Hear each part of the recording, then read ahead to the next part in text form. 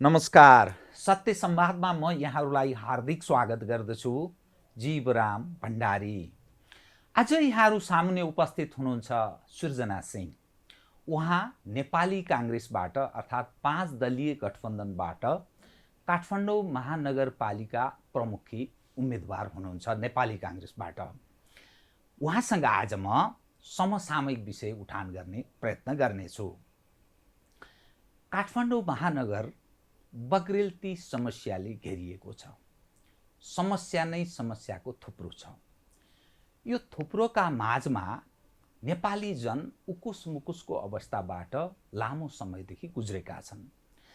जब देशमा प्रजातन्त्रको स्थापना भयो विक्रम सम्वत 2046 सालमा, तत्पश्चात नेपाली काङ्ग्रेसले यो काठमाडौँ महानगरको नगरपिता हुने अवसर प्राप्त गर्यो। अर्थात् पिएल सिंह पहिलो पटक काठमाडौँ महानगरपालिकाको मेयरको रूपमा निर्वाचित हुनुभयो।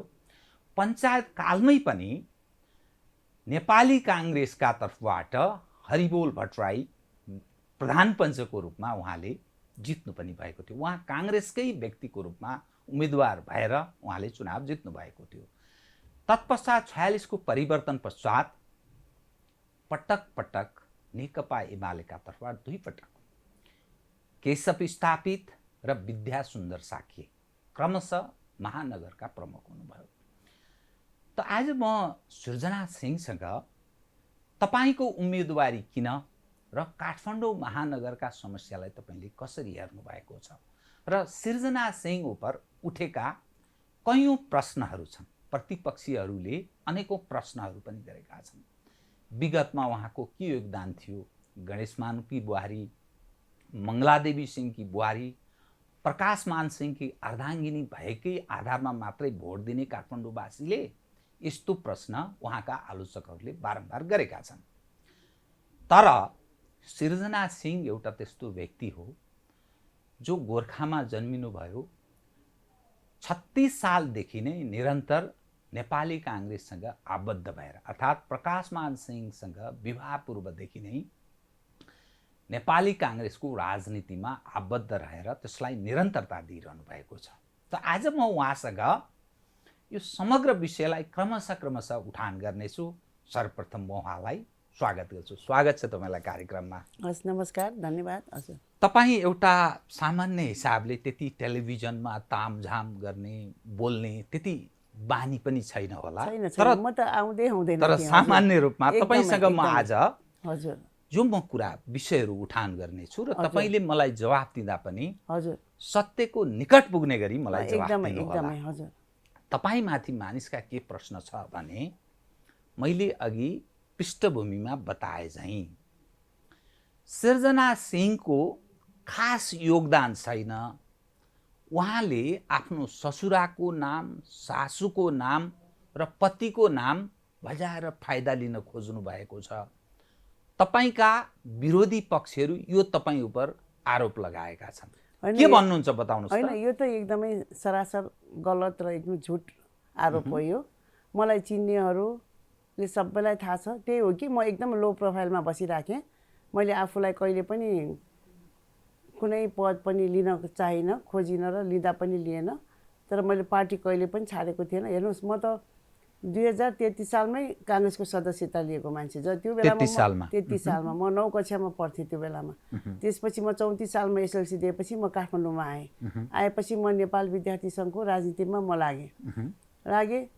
जुन दिन यो जुल्फिकर अली भुट्टोलाई पाकिस्तानमा फाँसी दियो भने त्यसपछि हामी विद्यार्थीहरू सबैजना, किनभने म त काङ्ग्रेसको पनि सदस्य भइसकेको कारणले मलाई नेपाल विद्यार्थीसँग मलाई आबद्ध हुन कुनै पनि थिएन। मलाई काङ्ग्रेसप्रति सबै मलाई जानकार थिए, किनभने मेरो बुवा पनि पहिला काङ्ग्रेसकै पोलिटिक्स गरेको गोर्खामा 2007 सालमै काङ्ग्रेसको जिल्ला सचिव हुनुहुन्थ्यो मेरो बुवा।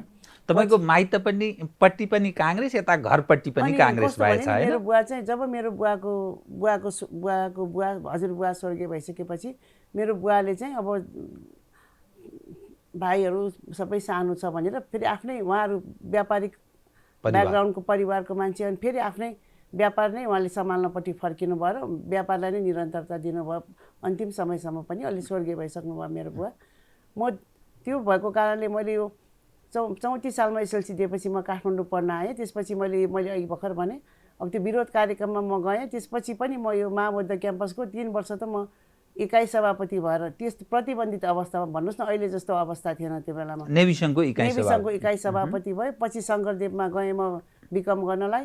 त्यो बेलामा पनि मैले चाहिँ नेभी सङ्घको युनियनमा चाहिँ कोषाध्यक्षमा लडेर म विजयी भएको हो। त्यति मात्र होइन, गोर्खा काठमाडौँ नेभी सङ्घ सम्पर्क समिति, यो प्रजातान्त्रिक सम्पर्क समिति थुप्रैमा म बसेर काम गरेको हो। मैले के गरेँ भने मैले जब 2042 सालमा मेरो विवाह भयो, म विवाह भएर आइसकेपछि मेरो घरमा अब तपाईँले भर्खरै भन्नु नै भयो, मेरो ससुरा गणेश मानसिंह, सासू मङ्गलादेवी सिंह, मेरो श्रीमान प्रकाश मानसिंह, पिएल दाई सबै राजनीतिमा हुनुहुन्थ्यो। मैले यसो सोचेँ घर एकदम अस्तव्यस्त। हेर्नुहोस्, एकजनाले राजनीति गर्दा त घर कस्तो अस्तव्यस्त हुन्छ भने 4-4 राजनीति गर्ने हुनुहुन्थ्यो मेरो घरमा। त्यही माथि पनि गणेशमान बा र मङ्गला आमाको त उमेर पनि अलिकति ढल्किसकेको, आमालाई इन्सुलिन दिनुपर्ने, बालाई पनि प्रेसरको त्यो थियो, आमाको त झन् प्रेसर र सुगर त्यही थियो। अनि मै आफैले नै सबैजनाले यस्तो राष्ट्रिय राजनीति गरिराख्नु भएको छ, आफ्नो सम्पूर्ण जीवन यो देशको लागि दिनुभएको छ, म त अब घरमै बस्छु, राजनीति छोड्दिनँ, तर घरबाट गर्ने चिजहरू सबै गर्छु भनेर आफैले निर्णय लिएर बसेको। तर जब यो 46 सालको आन्दोलन भएपछि, मेरो बिहा 42 सालमा भयो, यो 46 सालको आन्दोलनमा पनि मैले त्यो 5-6-7 सम्मेलनमै मैले सक्रिय भूमिका खेलेर बसेँ घरबाट। 46 सालको आन्दोलनमा पनि म सक्रिय भएँ। 46 सालको आन्दोलनपछि जब यो देशमा प्रजातन्त्र आयो, गणेश मानसिंहको सर्वोच्च नेताको नेतृत्वमा सफल भयो, आइसकेपछि पनि नेपाल महिला सङ्घले सशक्तिकरणको, यो कानुनी शिक्षाको, प्रौढ शिक्षाको, आय आर्जनको थुप्रै शाखाहरू गठन गर्यो। त्यसमा एउटा स्वास्थ्य शिविर पनि गर्यो। त्यो स्वास्थ्य शिविर मैले निरन्तर प्रोजेक्ट म्यानेजर भएर मैले चलाइराखेँ। अनि जब मङ्गला आमाको स्वर्गीय हुनुभयो, त्यसपछि नेपाल महिला सङ्घ काठमाडौँ जिल्लाले भाउजू आमा बित्नुभयो, उहाँ हाम्रो संरक्षक हुनुहुन्थ्यो, म त 36 सालमै गोर्खाको महिला बहुदल प्रचार समिति गोर्खा हाकेको महिला हो जिल्लाकै। अनि उहाँले म महिला आन्दोलनमा पनि लागेको, महिला सङ्घको पनि मेरो सबै भइसकेको, विद्यार्थी राजनीति पनि गरेको कारणले उहाँले सल्लाहकार भएर बसिदिनु पऱ्यो भनेर आग्रह गर्नुभयो। मैले स्वीकारेँ। म त्यो दिनदेखि अहिले आजको दिनसम्म पनि म नेपाल महिला सङ्घ काठमाडौँ जिल्लाको प्रमुख सल्लाहकार भएर कार्यरत छु। र मैले महिला हक अधिकारको लागि, महिलाहरूको उत्थानको लागि, सशक्तिकरणको लागि सबै कुरामा म जहिले पनि सहभागी भएर लागिरहेको छु। त्यति मात्र होइन, म एउटा हेर्नुहोस्, मैले पद नलिएपछि म सामाजिक रूपमा पनि मैले आफूलाई सक्रिय बनाइराखेँ। भूकम्पको बेला भन्नुहोस्, कोभिडको बेला भन्नुहोस्, त्यस्तै दिन दुखीलाई परेको बेलामा म जहिले पनि सामाजिक रूपमा जहिले पनि सक्रिय भइराखेँ। त्यस कारण यो आरोप त एकदमै झुटो, एकदम नचाहिने आरोप हो जस्तो लाग्छ। तपाईलाई अरू विकल्पहरू छँदै थिए हैन? हजुर। तपाईको पारिवारिक पृष्ठभूमिका कारण पनि काठमाडौँको 7 नम्बर क्षेत्रबाट त्यहाँ तपाईका लागि संसदमा उम्मेदवार हुने त्यो विकल्प पनि थियो। अर्थात् अरू पनि विकल्प तपाईँ मनोनित भएर पनि सांसद पनि हुन सक्नुहुन्थ्यो। तपाईको पारिवारिक पृष्ठभूमिका कारण तपाईले महानगरको उम्मेदवार चाहिँ यो महानगरको प्रमुखका लागि किन दाबी गरेको बताउनुहोस् त? हेर्नुहोस्, मैले यो गरेकै होइन यो दाबी। मैले चाहेको भए त म पहिले, किनभने मेरो पृष्ठभूमि एकदमै बलियो थियो।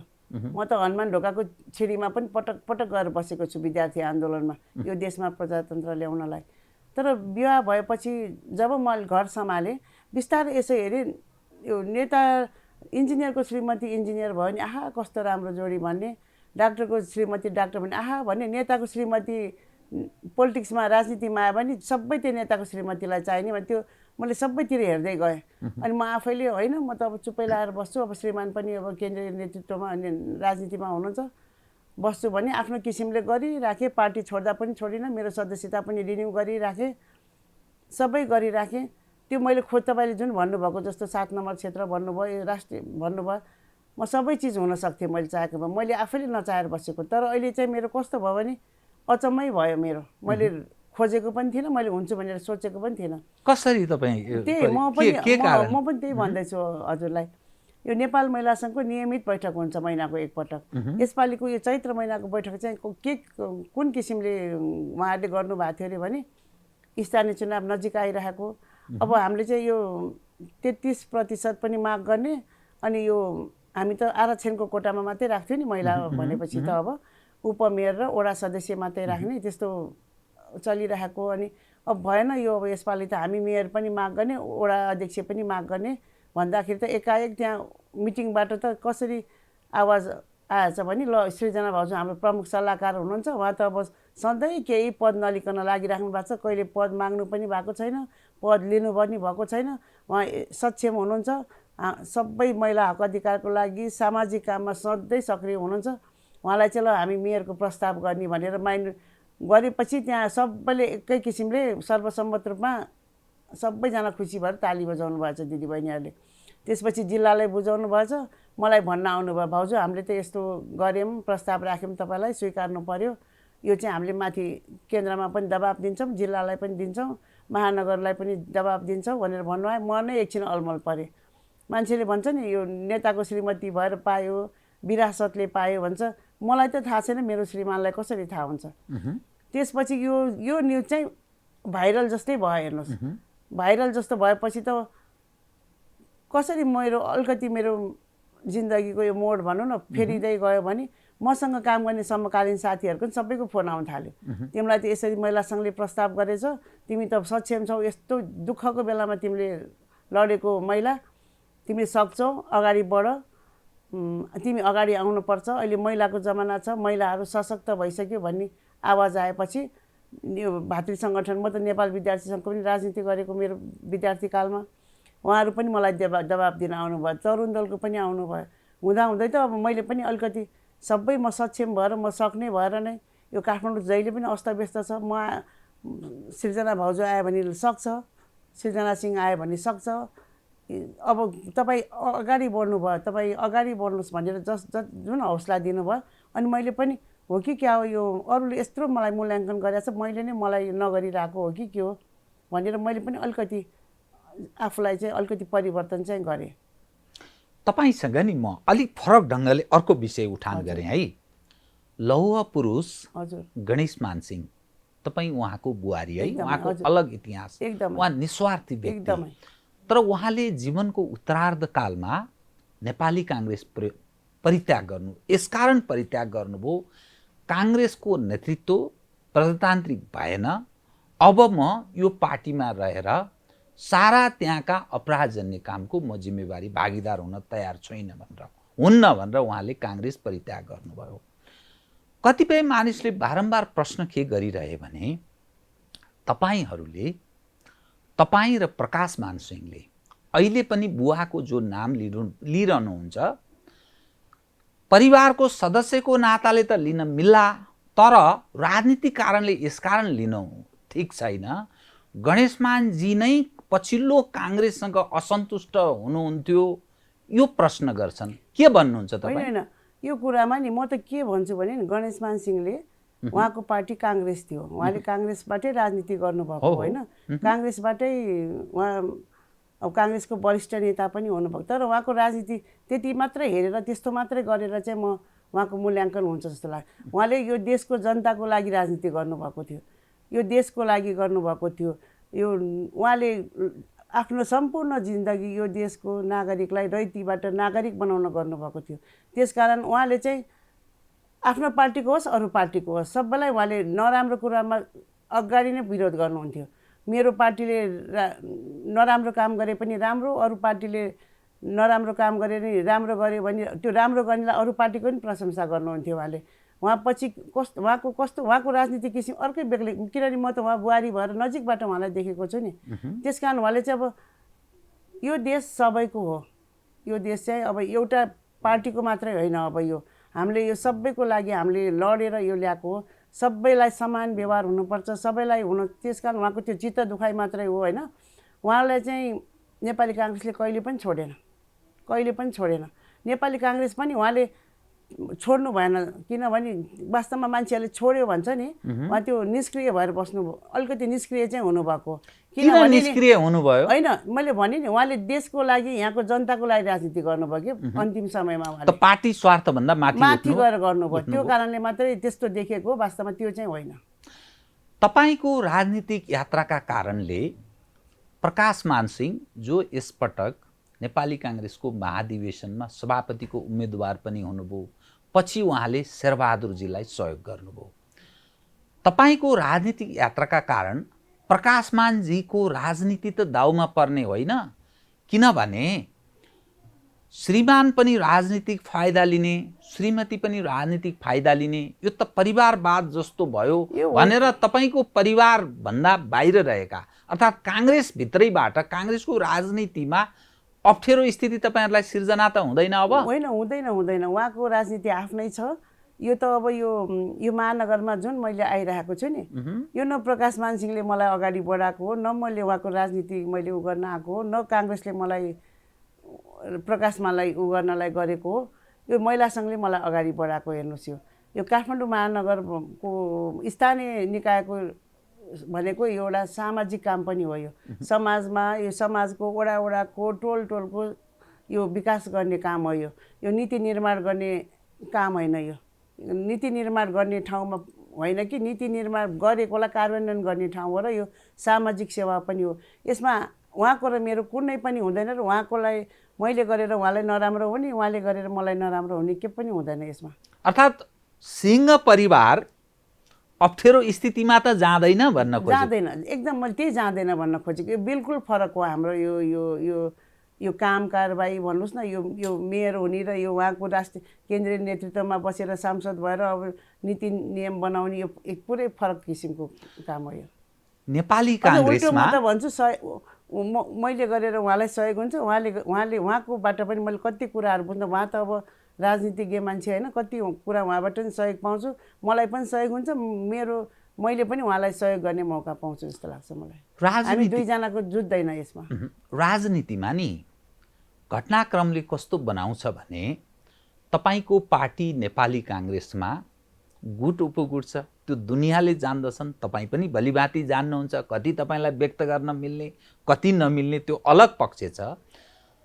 जुन शेरबहादुर समूहभन्दा पृथक ढङ्गको जुन समूह थियो, हजुर, खास गरी शेखर कोइरालाहरू, हजुर, त त्यो पक्षबाट अर्थात् शेरबहादुरका आलोचक जो काङ्ग्रेसका छन् नि, हजुर, तीबाट तपाईँलाई सहयोग हुन्छ त यो चुनावमा?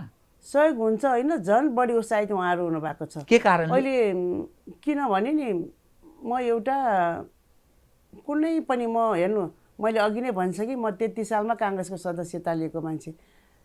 यो निरन्तर रूपमा मैले कुनै पनि पद पनि मागिनँ, पदमा जान पनि खोजिनँ, केही गरिनँ। यो त मलाई अहिले महिला सङ्घले धकालेर लिएर आएको हेर्नुहोस्। तपाईँ सक्षम छ, तपाईँ महिला हो, अहिले महिलाको युग छ, सशक्त छ, काठमाडौँ अस्त व्यस्त छ, भाउजू जति हेरे पनि त्यस्तो छ, तपाईँ अगाडि आउनुहोस् भनेर उहाँहरूले मलाई धक्कालेर पठाएको हो यो।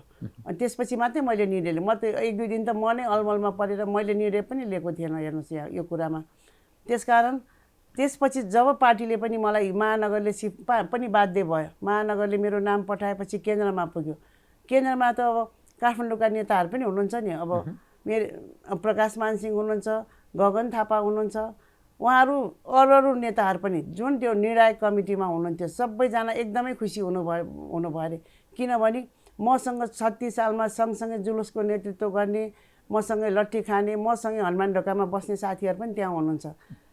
त्यस्तो भएको कारणले काठमाडौँकोहरू पनि सबै उत्साह। अलि प्रकाश शरण म काठमाडौँबाटै हुनुहुन्छ, उहाँ हुनुहुन्छ, सबैजना झन् मेरो कारणले त झन् म त भन्छु काठमाडौँ एक हुन लाग्छ। हामी एकदम काङ्ग्रेस पनि स्ट्रङ, काठमाडौँका सबै नेताहरू सबै एक ठाउँमा भएर अब काठमाडौँ त कहिले पनि काङ्ग्रेसले नहार्ने किसिमको हुँदैछ भनेर म तपाईँलाई भन्न चाहन्छु।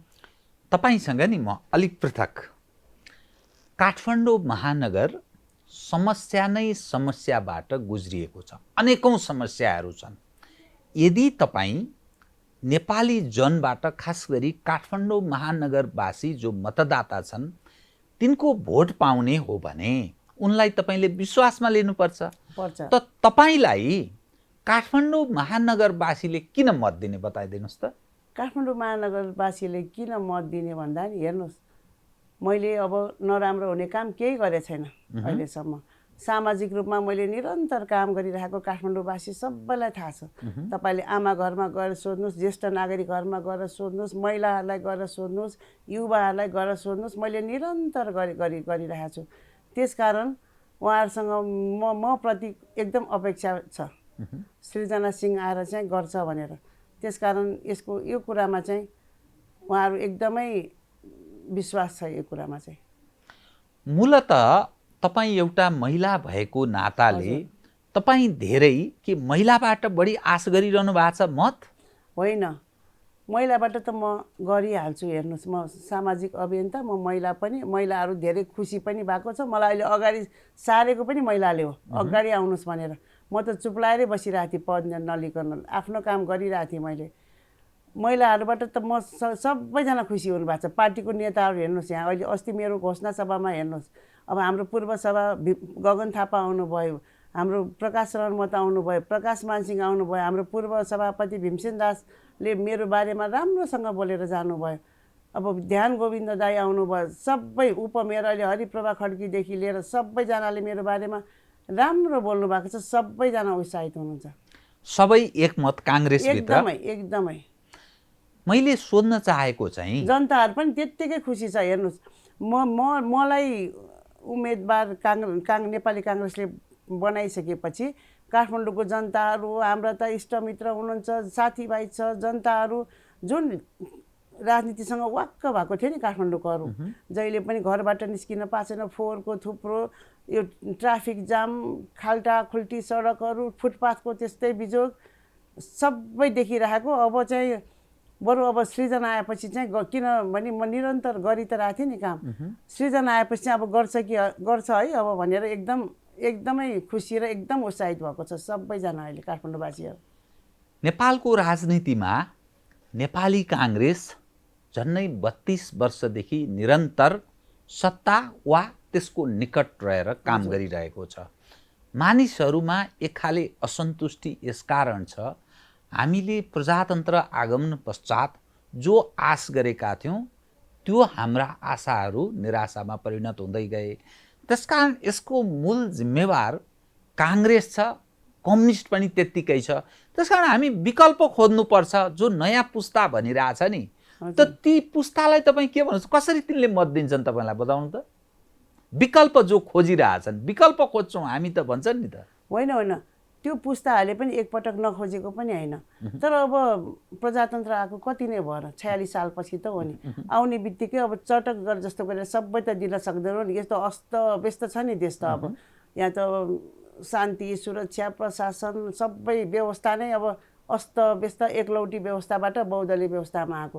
त्यो मिलाउनलाई पनि टाइम लाग्यो। त्यसमाथि पनि अब कहिले एउटै पार्टीले मेजोरिटी लिन नसक्ने, लिएको पार्टी पनि अब आफै मिलेर त्यो हुने, त्यो कारणले पनि त्यस्तो भएर अब युवाहरूमा अलिकति त्यो आएको थियो। अब युवाहरूले सबै बुझिसक्यो। युवाहरू भनेको अब सबैभन्दा बुझ्ने नै अहिले त युवाहरू भइसक्यो। अहिले त अब हेर्नुहोस्, यो अब डिजिटलको जमाना छ। उनीहरूले नेपालको मात्रै न्युजहरू होइन, अन्तर्राष्ट्रिय स्तरको ग्लोबल एउटा संसार त एउटा ग्लोबल भिलेज जस्तो भइसक्यो। मैले तपाईँले यहाँ गाउँको रूपमा रूपान्तरित भइसक्यो विश्व। अहिले तपाईँले यहाँ गर्नुभएको कुरा मैले भोलि हेर्छु कि हेर्दिनँ, अमेरिकामा बस्नेले हेरेर मलाई फोन गरिहाल्छ। त्यसकारण पहिलाको युवा र अहिलेको युवा उनीहरू छ, उनीहरूले सबै थाहा पाइसक्यो। त्यसकारण यो देशलाई परिवर्तन गर्नलाई, यो देशलाई चाहिँ यहाँसम्म ल्याउन कसले र कसको योगदान छ भन्ने कुरा उनीहरूले सबै अध्ययन गरिसक्यो। अब उनीहरूले सबै बुझिसक्यो। अब उनीहरू यसमा दोधार छैन। अहिलेको युवाहरू चाहिँ सुरुमा थियो, अब अहिले छैन। कतिपय के भन्छन् भने नेपाली काङ्ग्रेस एउटा प्रजातान्त्रिक इमेज छवि बोकेको पार्टी, तर काङ्ग्रेसको पछिल्लो समयमा कम्युनिस्टहरूसँगको जुन उठबस छ, फेरि प्रतिस्पर्धा पनि मूलत कम्युनिस्टहरूसँगै छ। त्यसकारण काङ्ग्रेसको त्यो आफ्नोपन रहेन। अब काङ्ग्रेस रहेन। यस ढङ्गले मानिस प्रश्न गर्छन् र फलत तपाईँहरूको यसो देखिँदा पनि तपाईँहरू अहिले 5 दलीय गठबन्धनका तर्फबाट तपाईँ उम्मेदवार हुनुहुन्छ काठमाडौँ महानगरपालिकाको।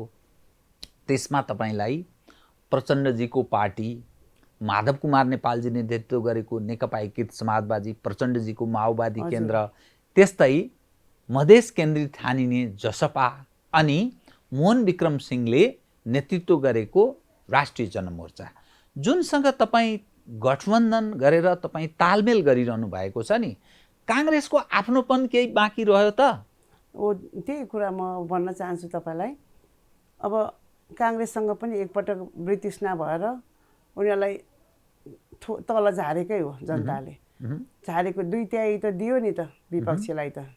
नेकपा एमालेलाई। तर हेर्नुहोस् त 2/3 सरकार पनि त आफ्नै कारणले ढल्न पर्यो नि त। अब मैले अघि नै भने नि तपाईँलाई, अब जनताले सबै बुझिसक्यो। अब काङ्ग्रेसलाई नै बहुमत दिएन भने झन् देश त खत्तम। अब योभन्दा अगाडिको मात्रै देख्नुभयो नि, कहिले कहिले राति के हुने, आजै अध्यादेश ल्याएछ, फेरि खत्तम गरेछ, फेरि गरेछ। अब चाहिँ सबै हेऱ्यो, अब काङ्ग्रेसै ठिक रहेछ भनेर सबैले बुझिसक्यो।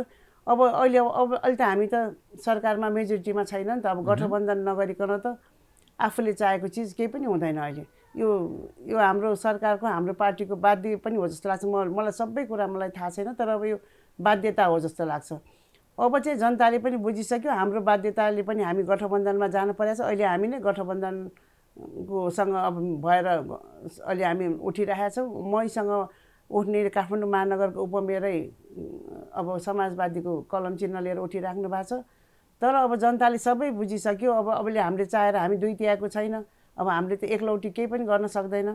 अब चाहिँ जनताले चाहिँ अब काङ्ग्रेसै ल्याउनु पर्छ भनेर, अब काङ्ग्रेसले मात्रै यो देशलाई रूपान्तरण गर्न सक्छ, यो काङ्ग्रेसले मात्रै यो देशको सबलीकरण संरक्षण गर्न सक्छ, काङ्ग्रेसले मात्रै आर्थिक उन्नति गर्न सक्छ, सबै बुझिसक्यो। अब त्यसको लागि पनि अहिले गठबन्धन चाहिँ बाध्य हो जस्तो लाग्छ मलाई। बाध्यतै हो। अबको आउने निर्वाचनमा चाहिँ स्थानीय निर्वाचनमा पनि काङ्ग्रेसले एकदमै बहुमत ल्याउँछ। झन् अब आउने जुन अब 5-6 महिनापछि त आइहाल्छ संसदीय चुनाव, त्यसमा त झन् अब 2/3 नै आउँछ जस्तो लाग्छ मलाई त। गठबन्धन चाहिँ निरन्तर चलिरहने, तालमेल संसदीय चुनावसम्म पनि गरिरहने, यो कहिलेसम्म यो यात्रा? कम्युनिस्टहरूसँगको सहयात्रा कहिलेसम्मको? अहिले त यो सरकारै गठबन्धनमा छ नि त। अब त्यो सधैँ हुन्छ भन्ने छैन। अहिले चाहिँ गठबन्धनमा छ, अहिले गठबन्धनमै हुन्छ। पछिको कुरा मलाई म अब त्यो मैले भन्न पनि सक्दिनँ र मैले भन्न पनि मिल्दैन जस्तो लाग्छ मलाई। तपाईँको मूलत यतिखेर यो महानगरपालिकाको प्रमुखको रूपमा तपाईँ जो उम्मेदवार हुनुहुन्छ नि, प्रतिस्पर्धा तपाईँको कोसँग हुनेछ? निकटतम प्रतिस्पर्धा कसलाई ठान्नुहुन्छ तपाईँ प्रतिस्पर्धी? अब खुल्ला किताब जस्तै छर्लङ्ग छ। हेर्नुहोस्, अब सबैलाई उठ्ने अधिकार छ। यो अधिकार दिलाउनलाई म पनि यो आन्दोलनमा होमिएर आएको महिला हो। हेर्नुहोस्, यो देशमा प्रजातन्त्र ल्याउनुपर्छ, सबैलाई वाक स्वतन्त्रता चाहिन्छ, सबैलाई को अधिकार सुनिश्चित हुनुपर्छ भनेर म आफै आन्दोलनमा होमिएर आएको महिला भएको कारणले अब सबैलाई उठ्ने अधिकार छ। तर अब को कस्तो, कसले यो देशमा योगदान गरेछ, कोलाई ल्यायो भने यो काठमाडौँ बन्छ, कसलाई भोट हाल्नुपर्छ, मेरो भोट खेर नफालौँ भन्ने त्यो सबैमा छ। ठुला पार्टी भन्नुहुन्छ उम्मेदवारहरू त उहाँहरूको ब्याकग्राउन्ड सबै तपाईँहरूले सबै खुला किताब जस्तै अहिले सबै समाचारमा, म उहाँहरूको बारेमा केही पनि टिप्पणी गर्दिनँ। तर मेरो बारेमा चाहिँ सबैजना उत्साहित हुनुहुन्छ। म प्रतिद्वन्दी को र को होइन भन्दा पनि मलाई सबैजना खुसी भएर तपाईँ आउनु भएपछि खुसी हुनुभएको छ, योले काम गर्छ, म त आफू जुझ्छु भनेर चाहिँ ढुक्क छु। म त्यही हो कुरा। तपाईँ कसैलाई गाली नगरिकन कम बोलेर जित्न खोजेको कि हार्न चाहे? हार्ने स्थिति मेरो स्वभावै मेरो गाली गर्छ मलाई। म कसैको टिका टिप्पणी पनि गर्दिनँ, कसैलाई होचाउँदा पनि होचाउँदिनँ, कसैलाई पर्सनल मेरो नेचरै यस्तो छ। तपाईँले अरूलाई सोध्नुभयो भने पनि त्यही जवाफ पाउनुहुन्छ। म आफ्नो काम गर्छु, सबैको भलो चिताउँछु, सबैको राम्रो चिताउने मेरो सकारात्मक सोच भन्नुहुन्छ कि के भन्नुहुन्छ, सबैले मलाई यस्तै भन्छ। मेरो नेचर पनि यस्तै छ। तपाईँको अहिले यो जब तपाईँ चुनावमा होमिनु भयो नि, तपाईँको चुनावी सेड्युल कस्तो बनिएको छ? कस्तो रहेछ राजनीतिमा यो क्रियाशील हुँदाको जीवन कसरी व्यतीत भइरहेछ बताइदिनुहोस् त। चाहिँ उम्मेदवार भएर म उभिएको त म पहिलो पटक हो। तर यो देशमा जुन 46 सालपछि चुनाव भयो नि, संसदीय चुनाव भन्नुहोस्, स्थानीय चुनाव भन्नुहोस्, संविधान सभाको चुनाव भन्नुहोस्, संसदको, म जहिले पनि नेपाली काङ्ग्रेसको पार्टीलाई जिताउन म जहिले पनि निरन्तर लागिरहेको छु। आफै उम्मेदवार भएपछि अलिकति फरक त परिहाल्छ, किनभने अब मेरो सेड्युलै त्यस्तो हुन्छ। यहाँबाट त्यहाँ जाने, त्यहाँबाट त्यहाँ जाने। पहिला त अब आफैले नै अनुकूल मिलाएर यता जाने र उता जाने भनेर हुन्थ्यो। अब अहिले त्यस्तो चाहिँ छैन। अब उठेपछि पूजापाठ गरेर लुगा लाएर निस्केपछि दिनभरि व्यस्त त अहिलेसम्म म व्यस्त। अहिले यहाँ पनि म घर दैलोबाटै एक ठाउँमा यस्तै इन्टरभ्यू दिएर यहाँ आइपुगिरहेको छु। दौडेको फेरि समय पनि कम छ, त्यस कारण पनि व्यस्त छु अहिले। हजुर, तपाईँले आम जो मतदाता हुनुहुन्छ नि, हरेकको घर दैलोमा जानुभएको छ, सामूहिक छलफल गर्नुभएको छ, त ती मतदाताको तपाईँसँग गुनासो या प्रश्न चाहिँ के पाउनुभयो तपाईँले? उहाँहरूको गुनासो केही ठुलै गुनासो छैन। जहाँ म जान्छु यो काठमाडौँ चाहिँ सफा राखिदेऊ है नानी, बुहारी, बहिनी, त्यस्तो मात्रै मैले पाइरहेको छु। एउटा पानी धारामा लिएर आइदेऊ, काठमाडौँ सफा राखिदेऊ, त्यति मात्रै छ उहाँहरूको गुनासो। मैले त ठुलो गुनासै देखाएको छैन। यस्तो गुनासोहरू पनि किन पहिलाकोहरूले पुरा नगरे होला जस्तो लाग्यो, मलाई अचम्म लागिरहेछ। काठमाडौँको फोहोर सफा गरिदेऊ है, त्यो बाटोमा फोहोर त्यतिमा ठुल्ठुलो चिज खोजेकै छैन उहाँहरूले अहिले। त काठमाडौँवासीले ठुलो चिज खोजेका छैनन् त किन यो समस्या किन गुजुल्टिएर बस्यो, झन्झन थपिँदै गयो? काठमाडौँवासी किन पीडित भए? के को उपज? मलाई त यो व्यवस्थापक नै ठिक मान्छे चुनिएर नगएर हो जस्तो लाग्छ। यो ठिक मान्छे गयो भने त यो सबै चिज गर्न सकिन्छ। हेर्नुहोस् काठमाडौँ त अब आफै बनिरहेको सहर हो, यो बनाउनु पर्दैन अहिले।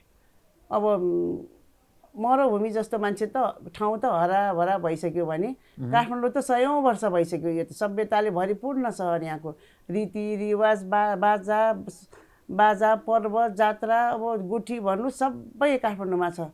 अब बाहिरबाट आएर यहाँ बसोबास गर्नु हुनेहरूको पनि सबै चिज यहाँ उहाँलाई सुविधा छ। तर व्यवस्थापक नराम्रो, स्थानीय सरकारमा चाहिँ अब व्यवस्थापक नराम्रो भएपछि यस्तो अस्तव्यस्त हुँदो रहेछ भनेर त तपाईँहरूले पनि देखिराख्नु भएको छ, मैले पनि देखिरहेको छु। कतिपय मानिसले भन्छन् काठमाडौँ जुन क्षेत्र छ महानगर, हजुर, काठमाडौँ महानगरको प्रमुख हुनका लागि चाहिँ नेवार कम्युनिटीबाट मात्रै हुनुपर्ने, अरू चाहिँ हुन नपर्ने। जस्तै तपाईँ पनि नेवार कम्युनिटीबाट हुनुहुन्छ, एमाले पनि त्यसै गरेको छ, राप्रपाले पनि त्यसै गरेर उम्मेदवारी त्यस्तै तय गरेको छ। त समग्रमा यो कतिपय जातीय विषयहरू कहिलेकाहीँ यदा कदा उठ्ने गर्छ। यसलाई कसरी हेर्नुहुन्छ तपाईँ? मैले सामान्य किसिमले ल्याएको छु, किनभने नेपाल महिला सङ्घले मलाई जात हेरेर मलाई सिफारिस गरेको होइन। हेर्नुहोस्, मलाई काम हेरेर उनीहरूले मलाई प्रस्ताव गरेको। अब काठमाडौँकै कुराको हरिबल भट्टराई दाई पनि त मेयर त भइसक्नु भयो नि नेपाली काङ्ग्रेसले दिएर। योभन्दा अगाडि नेपाली काङ्ग्रेसले राजुराज जोशीलाई पनि उठाएको। यो जातको कुरा त हुँदै होइन। तर त्यही हो कि एउटा कुरा, यो काठमाडौँ चाहिँ यहाँको पुरानो स्थानीय बासिन्दा चाहिँ नेवार समुदायकै बाहुल्य भएको ठाउँ चाहिँ यो हो, कसैले नै नकार्न सक्दैन। नेवार समुदाय यो पेरिफेरीमा अब तामाङहरू र यो बाहुन छेत्री भएको, यो सहरभित्र चाहिँ नेवारकै बाहुल्य भएको क्षेत्र। तर अहिले त फरक भइसक्यो नि त, यो फरक भइसक्यो। अब यहाँ सबैजना बसोबास गर्नु, यो राजधानी हो। हेर्नुहोस् यहाँ राजधानीको भनेको काठमाडौँको राजधानी र संसारकै राजधानीमा सबै आफ्नो मुलुकका सबै ठाउँबाट आएर बसोबास गर्छ र यो सहज रूपमा पनि लिनुहुन्छ, यो सामान्य पनि हो। त्यस कारण यो जातको कुरा भन्ने चाहिँ मलाई त्यस्तो लाग्दैन, कि त्यस्तो चाहिँ मलाई हो जस्तो लाग्दैन।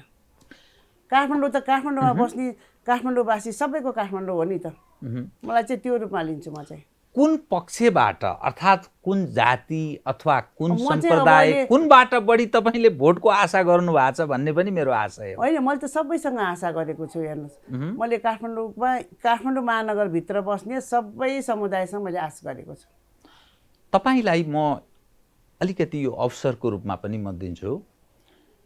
नेपाली जनलाई, खास गरी मतदाता, काठमाडौँ महानगरका मतदातालाई तपाईँ सिर्जना सिंह, हजुर, त्यो मतदान गर्नका लागि आकर्षित गर्ने तपाईँसँग एजेन्डा के छ? जो काठमाडौँवासी पीडित यसकारण छन्, फोहोर छ काठमाडौँ, सडकहरू खाल्टाखुल्टी छ, यातायातको राम्रो व्यवस्था छैन, वृद्धहरूको त्यस्तै अप्ठ्यारो स्थिति छ, महिलाहरू असुरक्षित छन्, अनेकौँ पानीका समस्या छ, सुकुम्बासीका समस्या छ, नदी सानातिना विभिन्न ठाउँहरू फोहोरै फोहोर छ, बागमतीको फोहोर छ, विष्णुमती, अनेकौँ फोहोरहरू छन्, कङ्क्रिटको जङ्गलको रूपमा रूपान्तरित भएको छ काठमाडौँ, सम्पदाहरू बचाउन धौधौ छ, परम्परा मूल्य मान्यता ती आदर्श ह्रास हुँदै हुँदै गएका छन्। त ती यावत जो प्रश्न छ नि, तपाईँ महानगरको प्रमुख हुनका लागि ती प्रश्न गर्नेहरूलाई तपाईँले चित्त बुझ्दो जवाफ दिनुपर्छ। त एजेन्डा के छ तपाईँलाई? मत लिनुपर्ने दिनुपर्ने, तपाईँ कसरी मत लिन सक्नुहुन्छ? ती एजेन्डा के बताइदिनुहोस् त। एजेन्डा त स्थानीय चुनावको लागि हाम्रो पार्टीले पनि निकालेको छ घोषणापत्र। त्यो होइन, अब म मेयरमा म चाहिँ यहाँ उम्मेदवारी दिइसकेपछि मैले पनि एउटा आफ्नो सङ्कल्प मैले प्रस्तुत गरिसकेको छु। त्यसमा सबैभन्दा पहिला त मेरो एजेन्डा भनेको घर फोहोर राखेर बाहिर ठुल्ठुलो कुरा गरेर के गर्ने, पहिला घरै सफा गर्नपट्टि लाग्नेछु। त्यो भनेको मैले महानगरभित्र सुशासन लिएर आउने। हेर्नुहोस्, त्यसको लागि मैले पहिला भ्रष्टाचार मुक्त गर्न पर्यो महानगरपालिका, र त्यसपछि जनतालाई सेवा सुविधा चुस्त दुरुस्त छिटो छरितो गराउने। र अहिले त आइटीको जमाना छ, यो डिजिटल प्रविधि अपनाएर यो कतिपय सेवाहरू त अहिले घरबाट पनि दिन सकिन्छ, महानगरै आउनु पर्दैन। अब त्यो डिजिटल प्रविधि प्रयोग गर्न नसक्नेहरू मात्रै महानगर आउनु भए पुग्छ। त्योपट्टि पहिला म त्यो ध्यान दिन्छु। दोस्रो भनेको त सफा नै हो। हेर्नुहोस्, अहिले सबैको अर्थात् सेवाग्राही महानगरभित्र वडामा या महानगरपालिकामा आउनु जरुरी हुँदैन, डिजिटलमा प्रवेश गराउँछु म। गराउँछु। अब त्यो डिजिटल प्रविधि प्रयोग गर्न नसक्नेहरू पनि हुन्छ नि त, उहाँहरूलाई चाहिँ अब महानगरबाटै म त्यो सुविधा दिन्छु। तर लोड त कम भयो नि, छिटो छरितो भयो। डिजिटलको प्रविधिमा त मैले भोलि र पर्सि भनिराख्ने कुरा हुँदैन नि, त्यो त छिटो छरितो हुन्छ नि। त्यसपछि सफा सुग्घरै गर्नपट्टि लाग्छु। हेर्नुहोस्, हामी त घर पनि सफा गरेर आएको महिला हो, हामी फोहोर हेर्न पनि सक्दैनौँ, देख्न पनि सक्दैनौँ। त्यस कारण त्यो सफा सुग्घर गर्नपट्टि म लाग्छु। काठमाडौँको यो फोहोर भन्ने चिज त तपाईँहरूले बाटोमा देखिराख्नु भएको छ नि, यो त घरबाटै व्यवस्थापन गर्न सक्ने चिज हो। यो फोहोरलाई त मोहर बनाउन सक्ने चिजमा अब फोहोरले त झन् रोग बढाउने, प्रदूषण बढाउने, सडक अस्तव्यस्त पार्ने त्यस्तो पो गरिरहेछ अहिले त। अब त्यो फोहोरलाई त कम्पोस्ट बल बनाउने, प्लास्टिकहरू रिसाइकलतिर पठाउने, नचाहिने चिजलाई नष्ट गर्ने, त्यसरी पनि व्यवस्थापन गर्न सकिन्छ। अब एउटै लगेर थुप्रो सडकमा फालेपछि त कसरी व्यवस्थापन हुन्छ। मेरो ध्यान त्यो हो, खाल्टाखुल्टी पोर्ने, फुटपाथलाई मिलाउने, अपाङ्ग मैत्री बनाउने। अब प्रदूषण घटाउनलाई साइकल लेन बनाउन मिल्ने सडक थुप्रै छ नि, हाम्रो यहीँ नजिकै ललितपुरले बनाइरहेको छ। काठमाडौँले नसक्ने भन्ने चिज छैन, त्यसले प्रदूषण पनि घटाउँछ। यो ट्राफिकको समयलाई मिलाउने, ट्राफिकसँग समन्वय गरेर स्कुल जाने समय छुट्टै। अब यो अफिसको मैले चेन्ज गर्न सक्दिनँ, तर थुप्रै यो बसहरूमा चाहिँ छिटो छरितो सार्वजनिक यातायात गऱ्यो भने मान्छेहरूले प्राइभेट सवारी साधनहरू, निजी सवारी साधनहरू किन्दैन। सेवा सुविधा राम्रो भएपछि त उनीहरूलाई चढ्न मन लाग्दैन नि आफ्नो साधनहरू। अब यहाँ त सार्वजनिक यातायातको सुविधा नै केही राम्रोसँग छैन। त्योपट्टि मेरो पहिलो ध्यान चाहिँ म त्यता जान्छु। तेस्रोमा मात्रै म अनि यो महिलाहरूको, युवाहरूको, ज्येष्ठ नागरिकको अब शान्ति सुरक्षा मैले दिनुपर्ने छ। सुरक्षा कुन किसिमले भने काठमाडौँ हेर्नुहोस्, तपाईँ अहिले पनि तपाईँ टोलमा राति एक्लै हिँड्न सक्नुहुन्न, अन्धकार छ, सुरक्षा छैन। यो बत्तीहरू जडान गरेर सीसीटीभी क्यामेरा राखेर नेपाल प्रहरीसँग समन्वय गरेर उनीहरूलाई राति पनि परिचालन गरेर यो सुरक्षा दिनुपर्ने मेरो त्यो प्रमुख दायित्व दोस्रोमा पर्छ भने तेस्रोमा अब हाम्रो महिला दिदीबहिनीहरूलाई सशक्तिकरण गर्नपट्टि कति यहाँ गृहिणी भएर बसिरहेको अवस्थामा छ महिला दिदीबहिनीहरू, जुन यो किसान परिवारको विशेष गरी अझ जसको जग्गा जमिन सबै बिक्री भएर भ्याइसक्यो, घर भूकम्पले टेको दिइरहेछ, उनीहरू अब जान सक्ने कुनै ठाउँ छैन। अहिले जग्गा किन्न सक्ने, आफ्नो जग्गा सस्तोमा बेच्यो, अब किन्नै सक्दैन, अर्थात् पुरै सुकुम्बासी भइसके, लगभग त्यस्तै भइसक्यो। त्यो दिदीबहिनीहरूको पीडा मैले नजिकबाट देखेको छु। म त एउटा सामाजिक अभियन्ता पनि हो। हेर्नुहोस्, त्यस्ता दिदीबहिनीहरूलाई चाहिँ मैले बिहानदेखि बेलुकासम्म काम गर्नुहुन्छ, तर कमाइ केही छैन उनीहरू घरभित्र। त्यो श्रम पनि श्रम हो, अफिसमा काम गर्ने श्रम पनि मात्रै श्रम होइन, त्यो घरमा काम गर्ने दिदीबहिनीहरूको पनि श्रम भनेर उनीहरूलाई मैले विशेष राहतको प्याकेजै मैले ल्याउँदैछु। त्यति मात्रै होइन, त्यो दिदीबहिनीहरूलाई चाहिँ उनीहरूको फुर्सदको समय सदुपयोग गरेर सिपमूलक हुन्छ कि के हुन्छ, प्रत्येक वडामा कोसेली घरमा गर्छु। त्यो कोसेली घरमा चाहिँ उनीहरूले उत्पादन गरेको, उनीहरूले घरमै समूह मिलेर थुप्रै जुत्ता बनाउन सक्छ, ब्याग बनाउन सक्छ, माला बनाउन सक्छ। त्यस्तो बजारमा बनाएर त्यो महानगरले बजारको व्यवस्था गरिदिएर राम्रो चिजलाई त मैले त अन्तर्राष्ट्रिय बजारमा पनि लगेर त्यो दिदीबहिनीलाई सशक्त र आत्मनिर्भर बनाउनुपट्टि लाग्छु। युवाहरूको त्यस्तै समस्या छ। हेर्नुहोस्, काठमाडौँमा पनि बाहिरको युवाहरूको भन्छु, हामीले काठमाडौँ महानगरको नि त्यत्तिकै छ। किनभने म काठमाडौँको रैथाने नेवारसँग बिहा गरेर आएको म महिला, मेरो बिहा भएकै 36 वर्ष भइसक्यो। त्यस कारण यहाँको आमाहरूको पीडा मैले देखेको छु। छोराहरू पढेको हुन्छ, उनीहरूको जागिर सबैले पाएको हुँदैन, कति त ड्रग्समा दुर्व्यवसायतिर लागिरहेछ। आमाहरूको पीडा त्यत्तिकै छ, त्यो मैले नजिकबाट देखेको छु। त्यस कारण म युवाहरूलाई चाहिँ यो डिजिटल प्रविधि अपनाएर सिप विकासमूलक तालिमहरू दिएर उनीहरूलाई आत्मनिर्भर बनाउँछु। उनीहरूको अब पढाइको लागि प्रोत्साहन गर्छु। त्यति मात्रै होइन, उनीहरूलाई चाहिँ मैले मेरो अर्को एउटा इच्छा के छ भने काठमाडौँ राजधानी हेर्नुहोस्, यहाँ सुविधा सम्पन्न सबै चिज छ, रङ्गशाला छ, क्रिकेट मैदान छ, टेबल टेनिस हल छ, कभर हल छ, सबै छ यहाँ काठमाडौँमा। तर महानगरबाट वर्षको एकचोटि मेयर कप हुन्छ हेर्नुहोस्। अब त्यो मेयर कपमा कसले भाग ल्याएको छ कसले ल्याएको छैन थाहै छैन। अब एकपटक हुनेमा के गेम भइरहेछ पनि थाहा हुँदैन।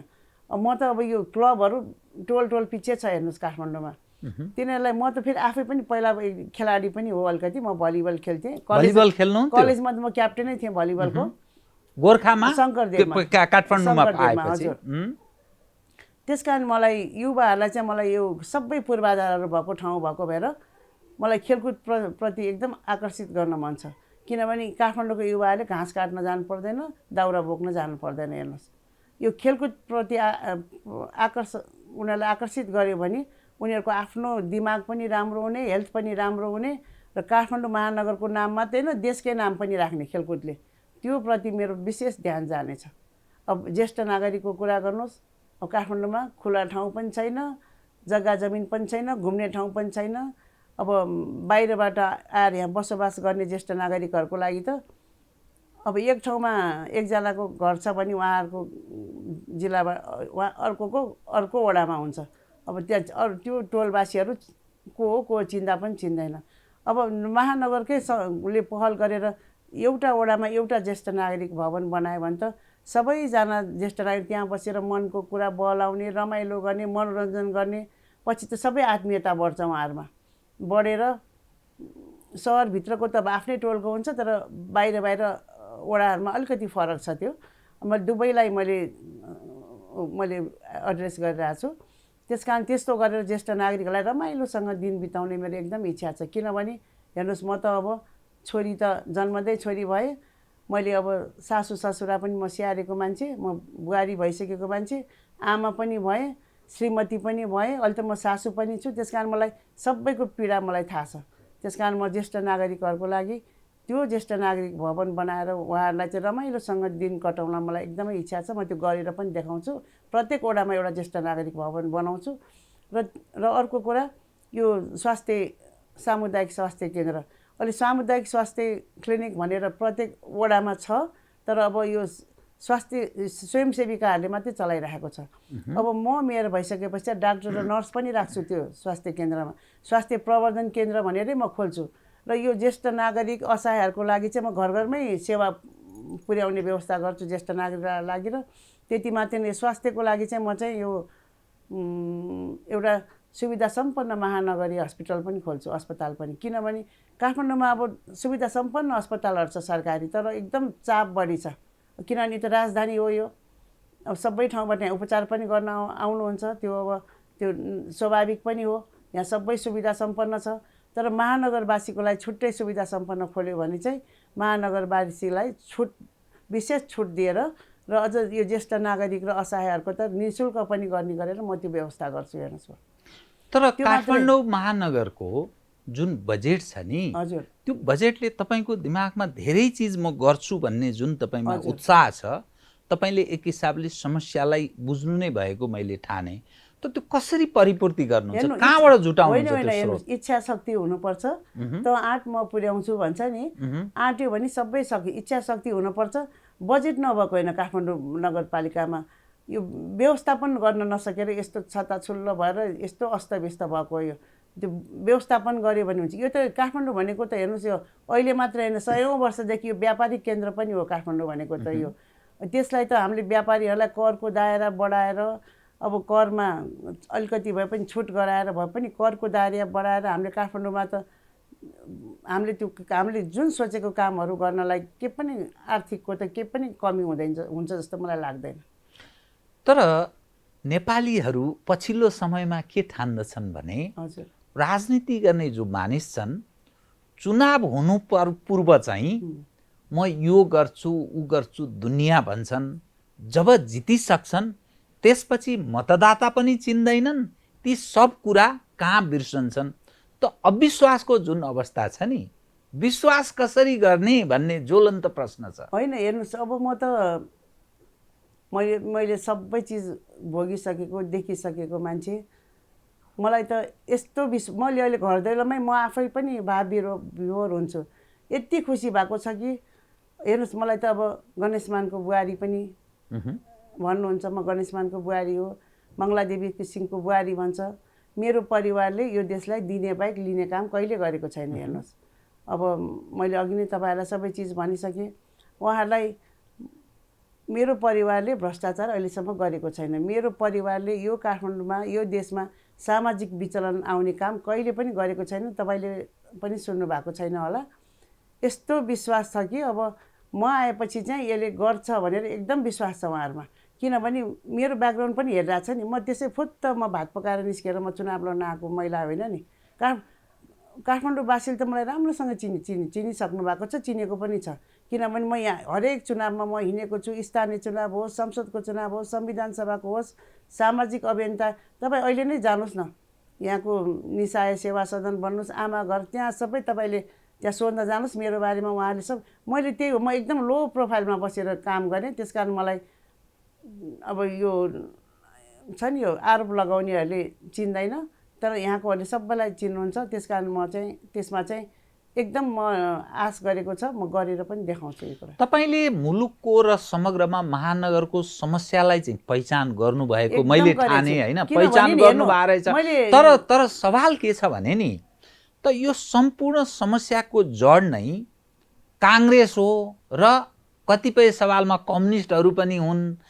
त्यसकारण यो नेतृत्व नै असफल छ भन्ने प्रश्न गर्छन् नि त मानिस। होइन हेर्नुहोस्, मैले अरू कुरा म गर्दिनँ। मेरो सवालमा काठमाडौँमा यति खुसी भएको छ कि म भनेको एउटा, म यहीँको अघि पनि मैले भने, म यहाँको स्थानीय व्यक्तिसँग बिहा गरेर आएको। मैले यहाँको माटो, हावा, पानी सबै चिनेको छु। मसँग आत्मविश्वास पनि छ, मेरो ब्याकग्राउन्ड पनि छ। ब्याकग्राउन्ड के छ भने म आफै सशक्त एकदम आन्दोलनमा होमेर आएको महिला हो। सबै भएको कारणले म सक्छु र गरेर देखाउँछु। सबैजना उत्साहित हुनुहुन्छ, त्यसमा दुई मात्रै छैन। तर मेरो प्रश्न के भने, तपाईँको जो पार्टी छ नि नेपाली काङ्ग्रेस, स्वयं काङ्ग्रेस नै असफल छ, नेतृत्व असफल छ, तर सृजना सिंहको ठिक छ, चाहना ठिक छ, त एक्लै कसरी गर्न सक्नु, मान्छेले कसरी विश्वास गर्छ भन्ने प्रश्न रह्यो। होइन, मैले त्यही ऐक्य भने काङ्ग्रेस सबै पार्टीसँग एउटा फेजमा जनताहरू वाक्क भएको थियो। उनीहरूले कस्तो भने अब 46 साल आउन पाएको छैन, 47 सालमै यो देशमा सबै चिज चेन्ज हुनुपर्छ भन्ने त्यो सोचिरहेको थियो। अब एकैचोटि त हुँदैन नि त, त्यो पूर्वाधारहरू बन्न त टाइम लाग्छ नि। त्यसकारण तर 32 वर्ष भयो देशमा परिवर्तन भएको, यो त लामो समय होइन। कसैलाई पनि टिक्न दिएन नि त यहाँ। कसले गरे त्यो? अनि यही भित्रबाट भएको। उसले यसको अर्थ त असफल त नेतृत्व हो नि त, होइन? असफल नेतृत्व भन्दा पनि पार्टी कहिले पनि असफल भएको छैन। अब सबैले बुझिसक्यो, अब काङ्ग्रेसै चाहिन्छ, अब काङ्ग्रेस आएपछि मात्रै सक्छ भनेर बुझिसक्यो उहाँहरूले। अब जनताले पनि बुझिसक्यो, सबैले बुझिसक्यो। अब सबै अब अलिकति त्यो एउटा त्यो ट्रान्जिसन फेज हुँदो रहेछ त्यो। यहाँको मात्रै होइन, संसारको इतिहास पढ्नुहोस्, हेर्नुहोस्। अझ नेपालमा त छिटो बुझेको यहाँको जनताले, बाहिर त झन् अझ कति समय लागेको थियो, नेपालमा त झन् छिटो बुझेछ। अब काङ्ग्रेसै ठिक भन्ने कुरा चाहिँ अब जनताले एकदम बुझिसक्यो। अब सबै ठिक भएर जान्छ, अब ठिक भएर जान्छ। अब कतिपय स्वतन्त्र मानिसहरूले पनि काठमाडौँ महानगरमा उम्मेदवारी दिएका छन्, अर्थात् उनीहरू विकल्पको पनि कुरा गर्छन्। उदाहरण लागि विवेकशील साझा पार्टी विकल्पको कुरा गर्छ, राष्ट्रिय प्रजातन्त्र पार्टी विकल्प, हामी यथास्थितिभन्दा अलिक फरक चाहन्छौँ। अनि अलि केही स्वतन्त्र मानिसहरूले पनि उम्मेदवारी दिएका छन् काठमाडौँ महानगरमा। त तपाईँहरू उप यथास्थितिवाद, अर्थात् यथास्थितिलाई जसरी पनि जोगाउन चाहनुहुन्छ, अब यथास्थितिमा नेपाल बस्न सक्दैन है, परिवर्तन जरुरी छ भन्ने जो दृष्टिकोण राख्दछन्, के भन्नुहुन्छ त्यसलाई? अब उहाँहरूको मैले विरोध गर्ने होइन, मैले होइन। अब चुनावको बेलामा आउनुहुन्छ, सस्तो नारा दिन्छ, अनि जनतालाई दुःख परेको बेलामा, जनतालाई दुःख कष्ट परेको बेला चाहिँ कहाँ हराउँछ। अब त्यो 1 महिना झुठा नारा दिएर आएर कसले विश्वास गर्ने? एकपटक विश्वास गर्यो, अब त सबैजनाले थाहा पाइसक्यो, कसले पनि विश्वास गर्दैन। त्यो त एकदमै सबैले विश्वास गर्न छाडिसक्यो। हेर्नुहोस्, यो चुनावमा नतिजापछि तपाईँले देख्नुहुन्छ, त्यसपछि आफै छर्लङ्ग भइहाल्छ। एकपटक पो मान्छेलाई झुट कुरा गर्न सक्छ, पटक पटक गरेपछि कसरी त्यो पत्याउने जनताले? अब यहाँ त अब यही पुरानो पार्टी उनीहरूले नै अब यो देशलाई उ गर्ने, यो देशको लागि गर्ने भनेर सबै बुझिसक्यो। अब त्यो त्यतापट्टि म जाँदै जान्न, अब त्यो सबै जनताले बुझिसक्यो अब त्यो कुराहरू। नारी महिमा अपराम्पार छ भन्छ होइन, नारी शक्ति पनि हो। एकदमै। त तपाईँ नढाँटिकन एउटा म कार्यक्रमको ठिक अन्त्यमा भनिदिनुहोस्, सिर्जना सिंहलाई आम मानिसले बुझ्ने कसरी? तपाईँ हो को? सिर्जना सिंह एउटा नारी महिमाको कुरा गर्छन् मानिस, कयौँ प्रश्नहरू उठान गर्छन्, त सिर्जना सिंहलाई कसरी बुझ्ने? अब हेर्नुहोस्, मैले अघि तपाईँलाई भने म सबै चिज पार गरेर आएको महिला होइन। अब चाहिँ म काठमाडौँ महानगरको उम्मेदवार भइरहेको छु म। अब मलाई चाहिँ काठमाडौँ महानगरवासीहरूले सृजना सिंह एउटा राजनीतिक कर्मी, सामाजिक अभियन्ता र यो काठमाडौँ महानगर बनाउन आएको महिला, अब केही होइन, अब सृजना सिंह भनेर बुझिदिनुहोस् भनेर म आग्रह गर्न चाहन्छु। कथम तपाईँलाई सफलता हात लागेन भने यसपछि के गर्नुहुन्छ? होइन, म त हात लागे नि नलागे नि निरन्तर म गरिरहेको छु। मैले केही आश नगरिकन म गरिरहेको महिला हो, त्यसरी नै गरिरहेको छु। त्यसमा मलाई कुनै दुई मात्रै छैन। निराश हुने कुरा छैन? छैन। मैले त कति ठुल्ठुलो आन्दोलन देखेको छु, कति के देखेको छु मैले। म त अब राजनीतिक परिवारबाट आएको महिला, उतार चढाव सबै भोगेर देखेर आएको महिला हो। मलाई यसमा के पनि मलाई असर पर्दैन। त्यो निराशा तोड्ने जुन असर पर्दैन भन्नुभयो नि, त्यो शक्तिको स्रोत के चिजले तपाईँलाई त्यो प्रेरित? होइन, मैले त सबै भोगेर आएको महिला हो नि त। म अहिले यो चुनावमा मात्रै म 1 महिनामै झुट्ठो नारा दिएर सस्तो प्रचार गरेर म आएको मान्छे होइन। म त लड्दै भिड्दै सामाजिक काम गर्दै म यहाँ समुदायमा दुःख सुखमा साथ दिँदै सबै गरेर आएको महिला हो। यो सबै मैले भोगेको छु। यसमा मलाई आत्मविश्वास छ यो कुरामा। हस्, धन्यवाद। हस्, एकदम धन्यवाद। हस्। आदरणीय दर्शकवृन्द, उहाँ हुनुहुन्थ्यो सृजना सिंह, काठमाडौँ महानगरपालिका प्रमुखी उम्मेदवार। नेपाली काङ्ग्रेस र 5 दलीय गठबन्धनले उहाँलाई काठमाडौँ महानगरपालिका प्रमुखको उम्मेदवार बनाएको छ। सत्यको निकट पुग्ने गरी गरिएको संवाद सत्य संवाद। म सहित मेरो सम्पूर्ण युनिटलाई कार्यक्रमबाट बिदा दिनुहोस्। नमस्कार।